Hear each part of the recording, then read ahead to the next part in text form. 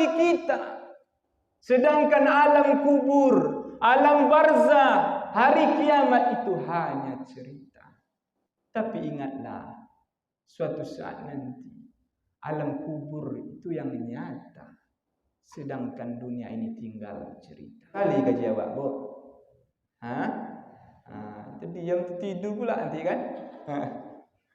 Rahmatullahi wabarakatuh.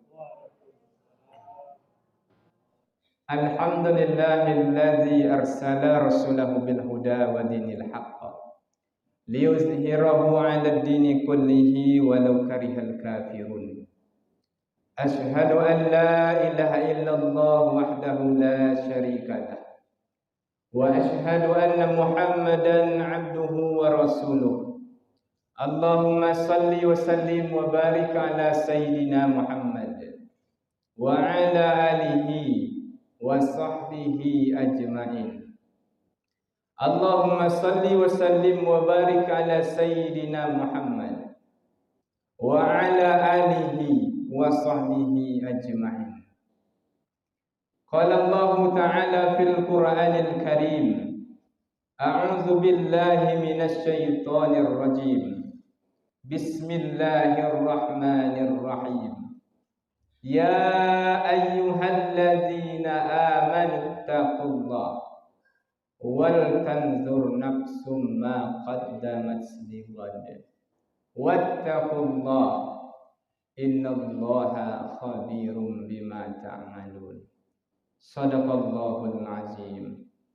Bersyukur kita kepada Allah dengan mengucapkan alhamdulillahi rabbil alamin.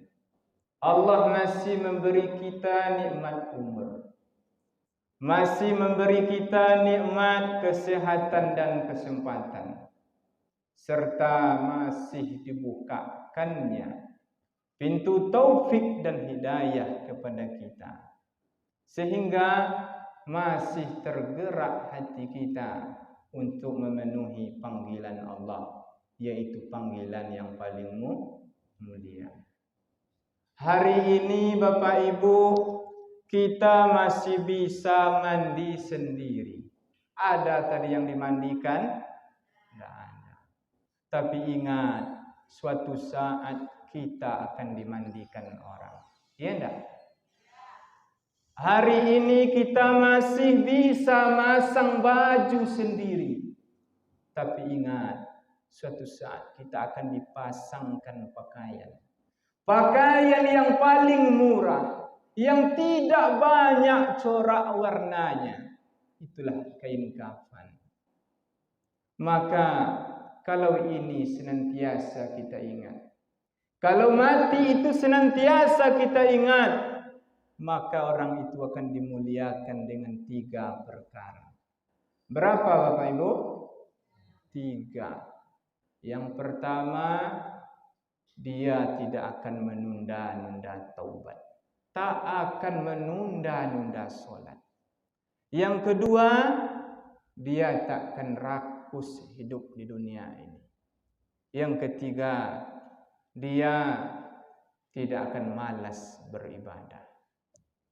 Tetapi kalau manusia itu lupa hidup itu akan mati, dia akan dihinakan dengan 3 macam pula. Apa itu? Yang pertama, dia akan menunda-nunda taubat, menunda-nunda solat, sehingga solat zuhur tak jarang dia lakukan di awal waktu asar. Solat asar dilakukan di awal waktu maghrib. Solat maghrib dilakukan di awal waktu isya. Baru salam kanan dan kiri, azan isya. Jadi kalau ingat mati tak akan kita lakukan itu. Kita akan senantiasa solat tepat pada waktunya. Kemudian yang kedua, orang itu dia tidak akan rakus hidup di dunia ini. Kalau lupa hidup mati, dia akan rakus hidup di dunia ini. Kemudian yang ketiga, dia akan malas beribadah. Kalau ingat hidup mati, tangkas dia beribadah. Tak cukup dengan yang wajib, yang sunnah pun akan dia lakukan. Sehingga teringatlah dia sabda Nabi. Apa kata Nabi? Malam itu panjang, jangan sampai dipersingkat dengan tidur saja. Habis waktu malam itu untuk tidur saja. Padahal kalau dibahasakan ke kita, disamakan kita dengan hewan kaki empat, marah kita Bapak Ibu. Tapi kadang sikap kita itu tak bedanya dengan kaki empat. Maka kalau ingat hidup akan mati, insya Allah kita akan mudah bangun tahajudnya. Bapak Ibu yang dirahmati Allah, saya yang duduk di depan ini berbicara saat ini ibaratnya takkan mengajarkan ikan pandai berenang, takkan mengajarkan burung pandai terbang. Karena saya yakin Bapak Ibu Masjid Babus Salam ini orang-orang yang banyak pengetahuannya. Karena masuk saya ke sini, megah masjid itu melambangkan ketaatan jemaahnya. Karena kalau bukanlah karena taat jemaah, tak mungkin masjid semegah ini. Maka dari itu berarti sini mungkin sering ada pengajian, aktif pengajian. Maka dari itu kita sifatnya saling mengingatkan dalam kebaikan dan ketakwaan. Yang lupa supaya teringat lagi kaji. Jadi Bapak Ibu yang dirahmati Allah, tujuan kita datang ke masjid ini, dalam majelis ta'lim ini, harapan kita semoga keimanan kita terus meningkat.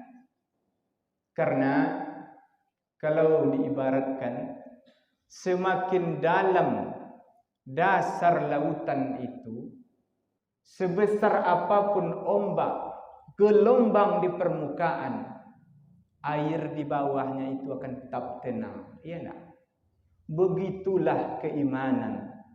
Kalau sudah menghujam di sanubari seseorang itu, seberat apapun ujian dan cobaan yang melanda dalam hidup dan kehidupannya, dia akan tetap tegar, dia akan tetap sabar. Karena hidup di dunia ini tak luput dari ujian. Maka dari itu Bapak Ibu, semoga pertemuan kita kali ini menjadi pintu gerbang bagi kita untuk semakin dekat kepada Allah, semakin taat kepada Allah. Karena orang yang tahu manisnya dekat dengan Allah akan terasa pahit kehidupan ini jikalau dia jauh dari Allah. Ma'asyiral muslimin rahimakumullah. Nabi sallallahu alaihi wasallam pernah mengingatkan di dalam sabdanya. Apa kata Nabi? Atani Jibril alaihi salam. Telah datang kepadaku malaikat Jibril alaihi salam. Jadi malaikat Jibril ini datang ke Nabi memberikan nasihat kepada Nabi, yang tujuannya nasihat ini bisa pula kita jadikan sebagai pembelajaran dalam hidup dan kehidupan. Apa kata malaikat Jibril itu? Ya Muhammad, isma syi'ta. Hiduplah sesukamu. Apakah kamu ingin memilih menjadi mukmin ataukah memilih menjadi kafir? Apakah engkau memilih menjadi orang yang taat ataukah senantiasa melalaikan salat? Allah memberikan kebebasan kepadamu. Tapi ingat, kata malaikat Jibril, fa innaka mayyitun. Suatu saat kamu akan mati. Bapak Ibu yang dirahmati Allah, kalaulah kita mau merenung, memuhasabah, mengevaluasi diri kita. Berapa banyak orang yang berangkat kadang dari rumah ke tempat bekerja. Ada yang ke pasar, ada yang ke kantor, ada yang ke sekolah mengajar. dalam keadaan sehat walafiat. Keluarganya pun meyakini kalau dia pulang dengan selamat. Tapi ternyata dia pulang sudah diantar dengan mobil ambulan. Karena sudah menjadi almarhum. Inilah kenyataan hidup. Jadi yang menjadi tugas kita itu bukan mencari tahu kapan dan di mana saya mati. Tapi sudah berapa banyak bekal yang kita persiapkan untuk menghadap Allah. Karena dulu kita terlahir ke dunia ini dalam keadaan menangis. Keluarga menunggu kita dalam keadaan senyum dan tawa, bahagia kehadiran kita. Tapi nanti kalau sekiranya ajal datang menjemput, keluarga itu pun akan menangis kehilangan kita. Selama apapun kita hidup, tak ubahnya durasinya jarak antara tangis dan tawa. Dulu kita lahir diazankan bagi yang laki-laki, diikomatkan bagi yang perempuan. Kalau kita mati, kita disolatkan. Selama apapun kita hidup, tak ubahnya jarak antara azan dan solat. Maka seringlah diistilahkan kehidupan di dunia ini seperti musafir kelana yang singgah di bawah pokok kayu, rehat sejenak, kemudian melanjutkan perjalanan. Rehat sejenak itulah ibarat kehidupan dunia. Kemudian kematian itu adalah pintu keabadian. Bapak Ibu yang dirahmati Allah, bisa kita bayangkan saat ini. Hari ini kita berjalan di atas tanah, berada di atas tanah. Tapi ingat, suatu saat tanah itu yang akan berada di atas kita. Iya enggak? Saat ini dunia nyata bagi kita. Sedangkan alam kubur, alam barzah, hari kiamat itu hanya cerita. Tapi ingatlah, suatu saat nanti alam kubur itu yang nyata. Sedangkan dunia ini tinggal cerita. Tapi ingat firman Allah, فَمَنْ يَعْمَلْ مِثْقَالَ ذَرَّةٍ خَيْرًا يَرَهُ وَمَنْ يَعْمَلْ مِثْقَالَ ذَرَّةٍ شَرًّا يَرَهُ. Barang siapa yang berbuat suatu kebaikan sekecil apapun, dia akan mendapatkan balasan. Dan barang siapa yang melakukan suatu kejahatan sekecil apapun, walaupun hanya sebesar zarah, dia akan mendapatkan balasan. Artinya apa, Bapak Ibu? Jangan pernah kita menganggap remeh suatu kebaikan sekecil apapun. Karena kita tak tahu pada kebaikan kita yang mana yang menyebabkan Allah Rahman dan Rahim kepada kita. Jangan pernah kita menganggap remeh solat sunnah, solat tahajud, solat duha. Karena kita tak tahu pada solat sunnah kita yang mana yang menyebabkan Allah itu sayang kepada kita. Dan jangan sekali-kali kita menganggap remeh suatu dosa. Karena kita tak tahu pada dosa kita yang mana yang menyebabkan Allah itu benci kepada kita. Sekecil apapun, jangan pernah kita menganggap remeh suatu dosa. Karena kita tak tahu pada dosa kita yang mana yang menyebabkan Allah itu murka kepada kita. Iya enggak? Makanya kata Syekh Sya'rawi Mutawalli, musibah terbesar pada manusia itu bukanlah kematian. Tapi apa kata Syekh Sya'rawi? Ketika di dalam diri seseorang itu tak ada lagi rasa takut kepada Allah, maka dia akan ringan-ringan saja melakukan perbuatan dosa.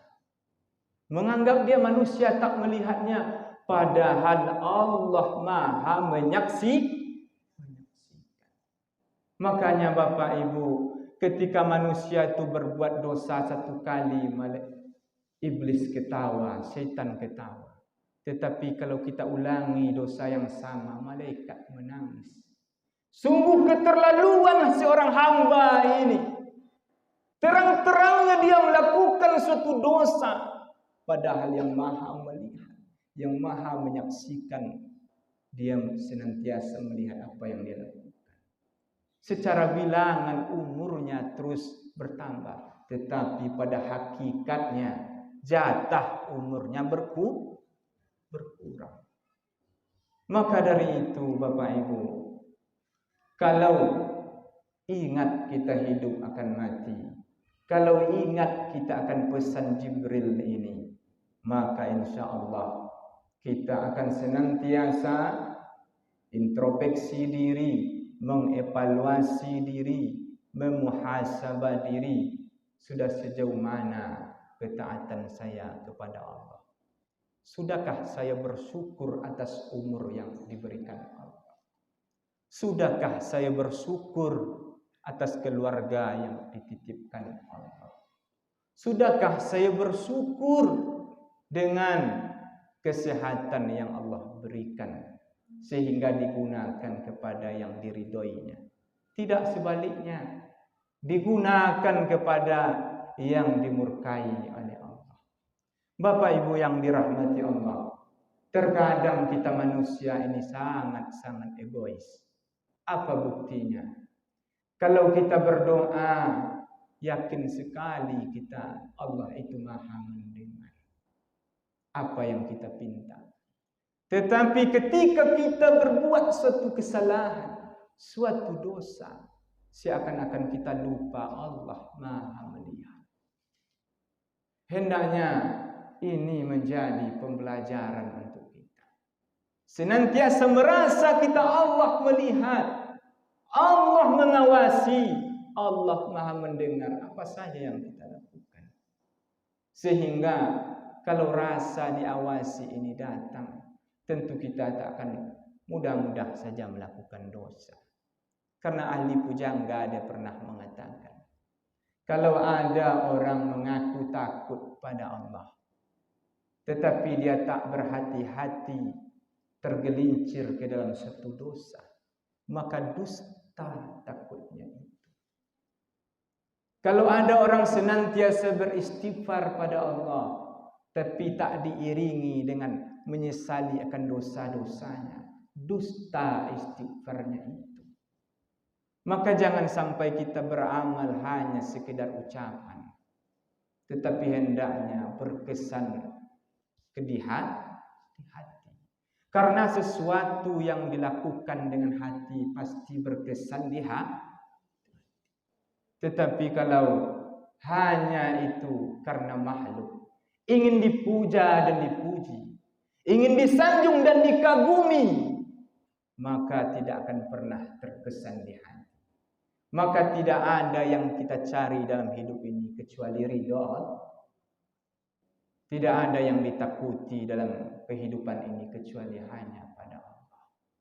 Ma'asyiral muslimin rahimakumullah.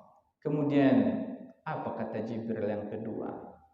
Ya Muhammad wa ahbib man syi'ta. Cintailah apa saja yang kamu cintai. Fa innaka mafariqu. Tapi ingat, suatu saat kamu akan berpisah dengannya.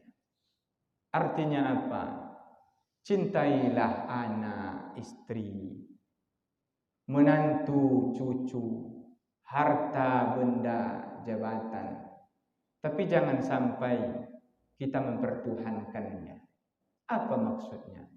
Jangan sampai kecintaan kita kepada suami, kecintaan kita kepada istri, kepada anak cucu, sampai-sampai melalaikan kita kepada Allah.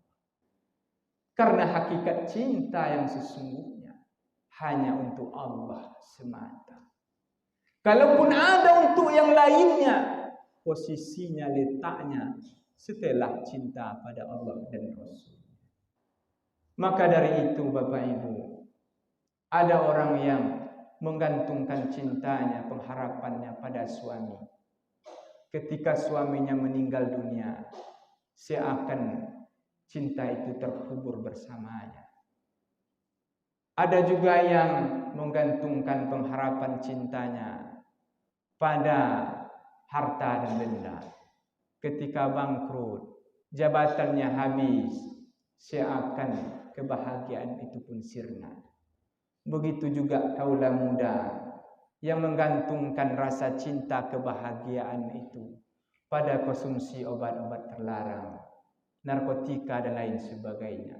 Sehingga ketika dosisnya habis, seakan kebahagiaan cinta itu sirna bersama dosis-dosisnya itu. Mengapa kita manusia ini tidak berpikir normal? Mengapa saya katakan seperti itu? Kita kadang menyadari betul kalau kita bergantung pada dahan yang kuat, seperti apapun kuat dahan itu, suatu saat dia akan patah. Iya enggak? Kalau kita bersandar pada tembok yang kokoh, tiang yang kokoh, seperti apapun kokohnya, suatu saat dia akan roboh. Begitu pula lah Bapak Ibu, kalau berharap bergantung pada suami istri, maka bersiaplah untuk kecewa. Iya enggak? Sebab kalau tidak kita meninggalkan dia, dia yang akan meninggalkan kita. Siap tak siap itu pastikan kita hadapi. Tapi ketika kita pengharapan hanya bergantung kepada Allah, kita takkan pernah kecewa dan putus asa dalam hidup. Walaupun ditinggal mati oleh suami, ditinggal mati oleh istri, Allahu la ilaha illa huwal hayyul qayyum. Allah takkan pernah mati. Allah takkan pernah meninggalkan kita. Selagi kita bergantung hanya kepada Allah, Allah takkan mengecewakan. Wa may yatawakkal 'ala Allah fa huwa hasbuh. Barang siapa yang bertawakal hanya kepada Allah, maka Allah cukup baginya sebagai penolong. Bapak Ibu yang dirahmati Allah, kantuk kali ke jawab, Bu. Jadi yang tidur pula nanti kan. Jadi ada saya teringat Bapak Ibu, kisah nyata yang sering barangkali mungkin dijadikan sebagai pembelajaran oleh Ustaz. Ada seorang dokter spesialis yang mana dia ini ahli dalam mengobati suatu penyakit. Jadi pada suatu hari dia diundang untuk konferensi pertemuan di suatu tempat. Maka ketika dia mau berangkat, tiba-tiba saja pesawat yang dia mau kendarai itu menjadi rusak. Tetapi karena keadaan mengharuskan tetap berangkat, diambillah jalur darat. Berangkat dengan mengendarai mobil. Maka perjalanan terus diteruskan. Maka hari sudah larut malam, tiba-tiba cuaca memburuk, sehingga sang dokter tersebut tersesat sampai ke pelosok desa yang dia sendiri tak tahu di mana keberadaannya pada waktu itu. Maka singkat cerita, dia menumpang di salah satu gubuk yang sangat tua. Ternyata dihuni oleh seorang nenek. Ketika dia berbincang-bincang dengan nenek tersebut, nenek itu bolak-balik terus masuk ke kamar. Lama-kelamaan tak tahan dengan sang dokter itu. Apa gerangan yang terjadi pada nenek? Maka dia bertanya, wahai nenek, apa gerangan yang terjadi? Nampaknya dari tadi Anda saya lihat gelisah. Ternyata nenek itu memiliki seorang cucu yang sedang sakit. Maka ditengok cucunya tersebut, Bapak Ibu. Maka menggelenglah dokter itu. Mengapa cucu ini tak dibawa saja ke kota saja untuk berobat? Apa jawab sang nenek itu? Bagaimana mungkin kehidupan kami yang seperti ini akan sanggup membawa cucu saya ini ke kota untuk berobat? Untuk makan saja kami sulit. Memang selama ini saya senantiasa mendengar orang selalu menyampaikan kepada saya, di kota nan jauh di sana ada seorang dokter yang sangat masyhur, yang sangat terkenal, menjadi jalan kesembuhan untuk cucu saya. Tapi apalah daya, hanya kepada Allah saya berharap, hanya kepada Allah saya bergantung. Semoga Allah pertemukan saya dengan dokter tersebut. Maka disebutlah nama dokter yang ada di hadapannya. Maka dengan bergelinang air mata Bapak Ibu, sang dokter itu berucap, Allahu Akbar, Allahu Akbar. Betapa kecilnya dunia ini di mata Allah. Ternyata ketika kita berharap dan bergantung hanya kepada Allah, Allah takkan pernah mengecewakan kita. Allah takkan pernah meninggalkan kita. Kalau bukanlah nenek ini bertakwa, bertawakal, berserah diri kepada Allah, maka dia pasti akan disalahkan dalam hidupnya. Kenapa saya memiliki cucu yang sakit? Mengapa Allah timpakan ini pada saya? Tak adil Allah. Kalaulah sang dokter itu tidak berhusnuzon pada Allah, yang disalahkan pasti mekanik pesawat. Kok bisa rusak pesawat ini? Kok bisa cuaca memburuk? Pasti yang disalahkan manusia, yang disalahkan keadaan.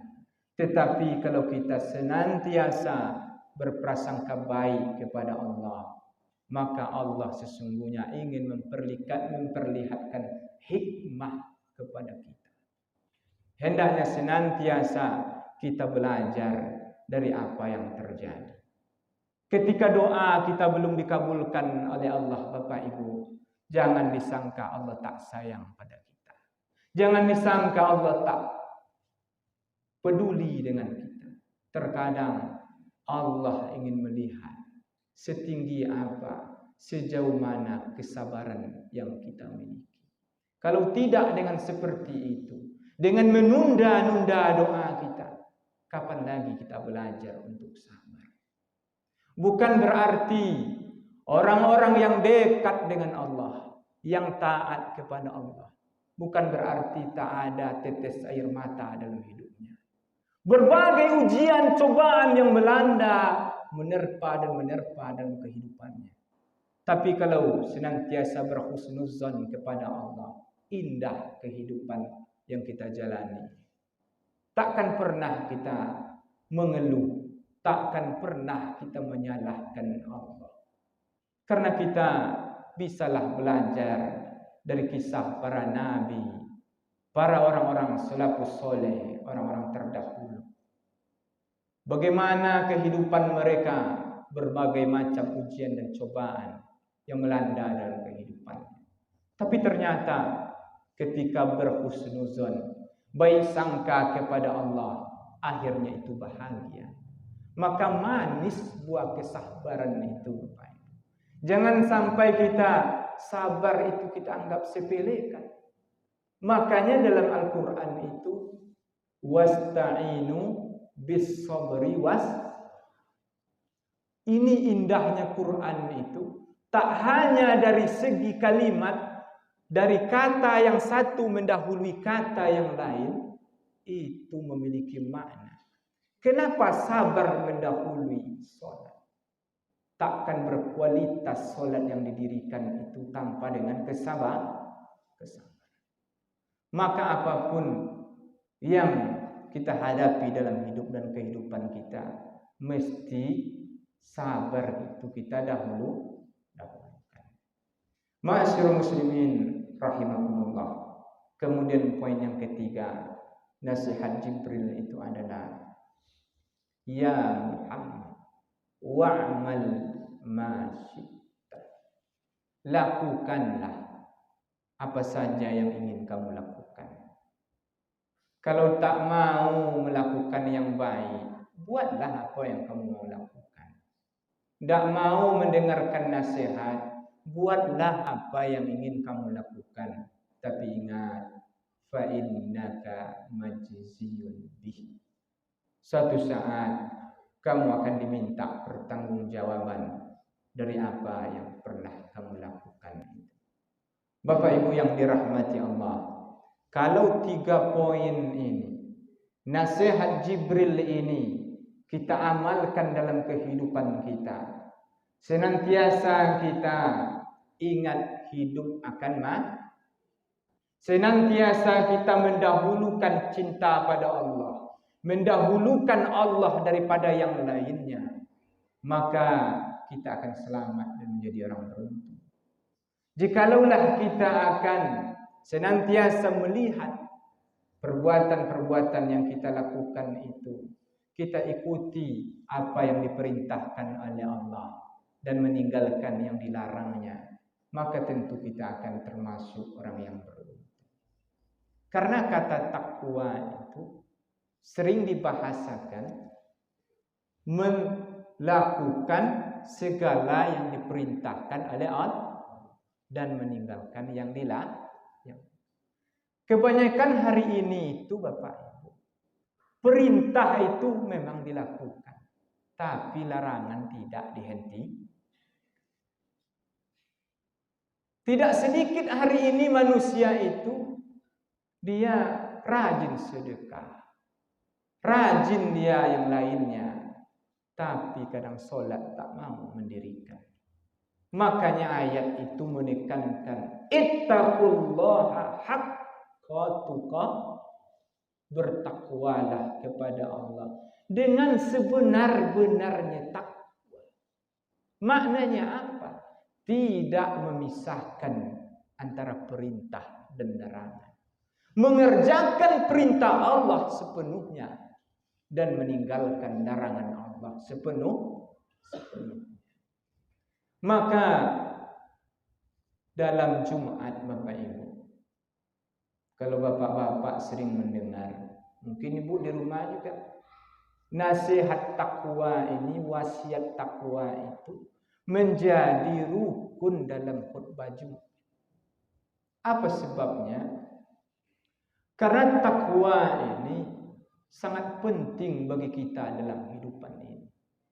Dengan takwa itu, apapun persoalan dalam kehidupan kita, Allah akan beri solusi. May yattaqillaha yaj'al lahu makhraja. Barang siapa yang bertakwa kepada Allah, Allah pasti memberikan jalan keluar dari setiap kesulitan yang dihadapi. Kalau hari ini kita sudah rajin ke masjid, rajin berjamaah, tapi masih memiliki masalah, tak mendapatkan solusi, maka hendaknya kita evaluasi diri.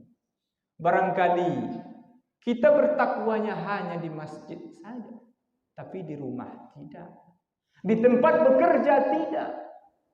Padahal Nabi SAW tegaskan, ittaqullaha haitsuma kunta. Bertakwalah dimanapun kamu berada. Kalau saudara ibaratnya profesinya saudagarnya itu bertakwa, dia takkan curang dalam timbangan. Kenapa demikian? Takut dia pada Allah. Wallahu basirum bima ta'mal. Allah Maha melihat apa saja yang dia lakukan. Mungkin penglihatan manusia dia tak melihat, tapi dari penglihatan Allah tak ada satupun makhluk yang bisa bersembunyi. Ma'asyiral muslimin rahimakumullah. Kemudian Kalau ketakwaan ini senantiasa dijaga, diraih dan dipelihara, maka wa yarzuqhu min haitsu la yahtasib, dia akan mendapatkan rizki dari jalan yang tak pernah dia sangka. Jadi rizki itu tidak hanya berbentuk harta. Ada kalanya dia berbentuk kesehatan. Ada kalanya dia berbentuk kebahagiaan, kenyamanan di rumah tangga. Apalah artinya hidup dibalut emas permata tanpa memiliki kesehatan orang yang memilikinya? Ya enggak? Apalah artinya hidup di rumah yang megah tapi tak ada kebahagiaan di dalamnya? Bentar-bentar suaminya mau nikah lagi, bentar-bentar mau nikah lagi. Apa bahagia seperti itu? Tak ada rasanya arti rumah yang megah itu. Tak ada rasanya artinya harta yang banyak itu. Tapi ketika ketakwaan itu kita pelihara suami istri, maka kebahagiaan itu kita dapat. Apa kata Allah dalam Al-Quran? Surat Yunus. Barang siapa yang bertakwa, beriman dan bertakwa kepada Allah, allazina amanu wa kanu yattaqun, orang-orang yang beriman dan bertakwa kepada Allah, lahumul busyra fil hayatid dunya wal akhirah, mereka akan bahagia dunia, bahagia akhirat. Jadi kebahagiaan dunia ini, di dunia ini seringkali kita menganggap kebahagiaan itu terletak pada harta. Kebahagiaan itu terletak pada jabatan, terletak pada kemegahan, padahal tidak itu. Maka kebahagiaan kita hidup di dunia ini, sebagaimana dijelaskan dalam Al-Quran, ala bizikrillahi tatmainnul, hanya dengan mengingat Allah, hanya dengan berzikir kepada Allah, ingat Allah, hidupmu akan bahagia. Makanya Bapak Ibu, filosofi azan itu, kenapa hayya 'alas shalah dulu baru hayya 'alal falah? Orang itu takkan meraih kemenangan, takkan meraih kebahagiaan sebelum dia mendirikan sholat. Maka sholat kunci utama dalam hidup. Maka kalau kita ingin mengetahui bagaimana derajat saya di sisi Allah, bisa kita tanyakan pada diri kita, Bapak Ibu. Kalau sholat saja tidak berarti bagi kita dalam kehidupan ini, itu tanda orang itu tak punya derajat di sisi Allah. Kalau sholat saja dilalaikan dalam kehidupan ini, padahal Nabi katakan as-shalah itu awwalu ma yuhasabu yaumal qiyamah, yang pertama kali dihisab, yang pertama kali dihitung pada hari kiamat. Kita lalaikan, bagaimana dengan yang lainnya? Maka sudahkah kita saat ini ketika dalam sujud itu merasa kita indah dengannya sujud? Sudahkah kita merasakan nikmatnya dekat dengan Allah? Karena seorang hamba itu Bapak Ibu, yang paling dekat keadaannya kepada Allah itu pada dia saat sujud.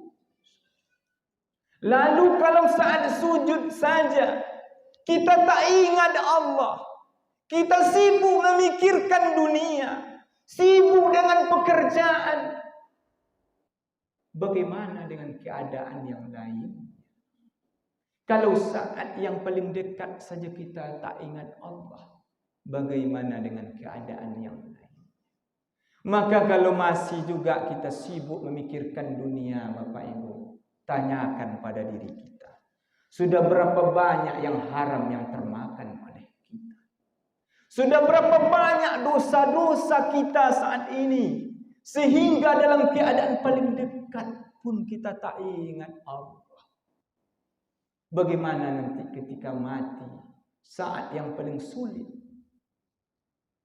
Bagaikan kambing dikuliti hidup-hidup.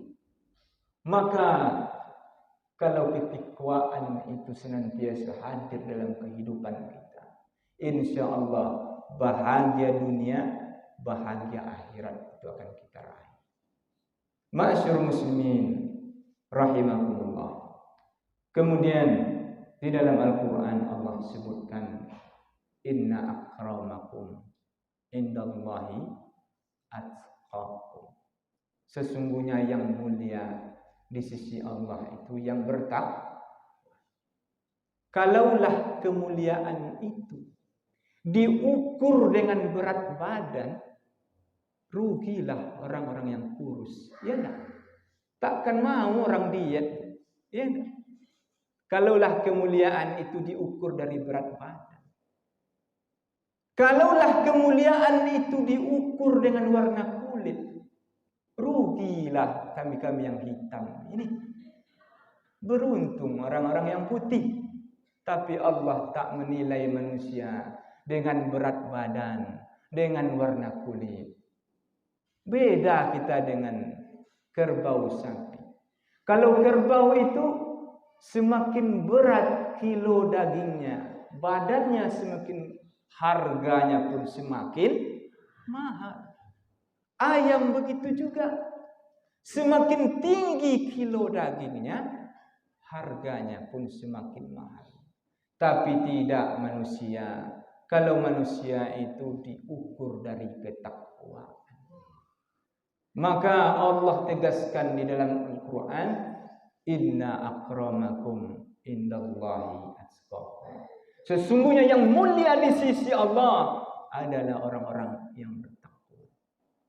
Kalaulah kemuliaan itu didapat oleh orang-orang yang memiliki jabatan, tentu jauh lebih mulia Fir'aun daripada kita. Ya enggak? Dia dahulunya raja, tentu dia yang dahulu lebih mulia dari kita. Kalaulah pula kemuliaan itu diukur dengan harta, tentu jauh lebih mulia Qarun daripada kita. Tapi kemuliaan itu tak diukur dari harta benda, dari pangkat dan jabatan, tapi dengan ketakwaan. Maka jangan sampai kita bersedih hari ini Bapak Ibu. Setelah kita berusaha sedemikian rupa, berbuat sedemikian rupa, namun hidup tak juga berubah. Barangkali itulah yang terbaik Allah berikan pada kita. Mungkin kalau kita jadi orang yang kaya, kita tak rajin lagi berjamaah, sibuk dengan ngurus harta. Kalau bukan lagi, kalau sempat kita menjadi orang yang punya jabatan, kita sibuk dengan ngurus jabatan. Tapi apa yang anugerahkan Allah kepada kita, sudah kita jalankan ikhtiar, usaha disertai dengan doa, maka itu juga yang kita hadapi, maka nikmati saja. Barangkali ada hikmah di balik itu semua. Karena tidak ada di hidup di dunia ini yang kebetulan Bapak. Baik buruk yang terjadi itu semuanya itu sudah ditakdirkan Allah. Baik terkadang menurut kita manusia, belum tentu baik menurut Allah. Buruk terkadang menurut manusia, itu yang terbaik menurut Allah. Ma'asyiral muslimin rahimakumullah. Ini merupakan pertemuan saya perdana di Masjid Babu Salam ini ya. Suntuk kali kajian kita Bapak Ibu. Kantuk kali menyentuh di hatinya Bu. Mudah-mudahan dapat diamalkan, dibawa pulang. Kemudian tidak hanya sekedar ibaratnya didengar, karena Islam itu tak hanya nilai-nilai, tak hanya simbol-simbol, tapi ada amalan. buktikan dengan amalan. Jadi kita dapat pengetahuan, hendaknya buktikan dengan amalan. Karena Islam itu dikuatkan yang pertama, tiangnya itu adalah akidah. Yang kedua adalah amal yang sering disebut Islam, solat 5 waktu. Yang ketiga ihsan, akhlak yang baik. Buktikan perangai yang baik dalam kehidupan. Kadang banyak orang rajin solatnya, kemudian bagus keyakinannya, tapi pada tetangga dia luar biasa lidahnya, Bapak Ibu. Berarti belum mencerminkan pada perbuatan. Padahal yang ketiga ini senantiasa dijaga. Kalau sudah bagus keyakinan kita, tengok amalan kita. Sudah taatkah kita? Sudah bagus ketaatan kita, tengok perbuatan kita, akhlak kita. Sudah mencerminkan tak dari ketaatan kita? Mudah-mudahan apa yang saya sampaikan pada kesempatan ini, kalau benar itu datangnya dari Allah. Jikalau ada salah khilaf atau ada yang tersinggung barangkali, saya banyak-banyak mohon maaf. Ya, maafkan ya Bapak Ibu. Barangkali inilah yang dapat saya sampaikan. Kita tutup dengan doa majelis. Subhanakallahumma wa bihamdika asyhadu an la ilaha illa anta astaghfiruka wa atubu. Wassalamualaikum warahmatullahi wabarakatuh.